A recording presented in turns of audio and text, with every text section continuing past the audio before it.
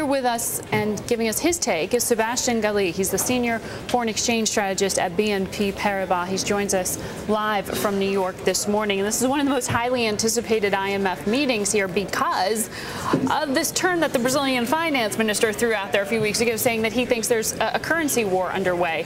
That same finance minister is now speaking with reporters in Washington and just said that he does believe the G20 can agree on a plaza-type accord, harkening back to the 80s and those kind of currency agreements. Is this a one-off statement? Do you see a kind of return to economic coalition of the willing sort of here? Yeah, it's I guess the quantitative easing coming from the Fed does wonder to motivate people and go in the same direction as the Americans, as the data is not good in the U.S. or not very good in the. Well, you can see that with the labor data. It's basically increasing the odds they go for quantitative easing, which means the more creations of dollar falls across the board against every single currency. A lot of it ends up, chunks of it in Australia, and a lot of it is ending up also in Brazil. That motivates a lot of people to ally themselves with the United States in their negotiations, and it's basically the poker game is increasing every day. And right now, at least according to the latest statement, we're getting closer to some form of agreement.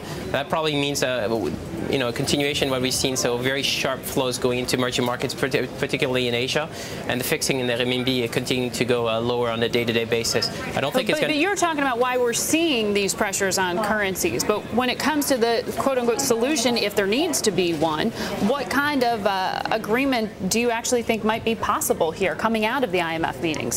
So one thing that's not going to happen, otherwise you never tell it to the market, which is say there is a plaza accord, then it's going to happen in a single second, right? It should be priced in. Euro at that point in time, if we follow the blind logic, the market's been falling, should be at 160 at this point in time, which of course it won't be. But what it probably means is they're getting into an agreement whereby there's going to be a steady pace of appreciation of particularly the Asian bloc going forward. Maybe some creation of a new reserve currency, so an expanded SDR, which already has the sterling, euro, and the yen in it, and of course the dollar. And probably is going to contain a little bit more currencies going forward. So it's not going to be one big jump process. It's going to be a promise in the future, because if you let China appreciate by, let the renminbi appreciate by 10%, it's going to be a very negative shock in the short term for China. So they need to do it on a steady basis. Right. Well, that sort of creeping process there. But okay, take me beyond this weekend. Some say the politics is intervening in the markets with the timing of this meeting, and had we not seen this when we're talking about yen strength, the Bank of Japan, Japanese government might consider actually intervening once again. Do you expect them to do so? If push comes to shove, but they probably won't do it before they get some form of agreement in Washington. Of course, they're heavily allied with the United States.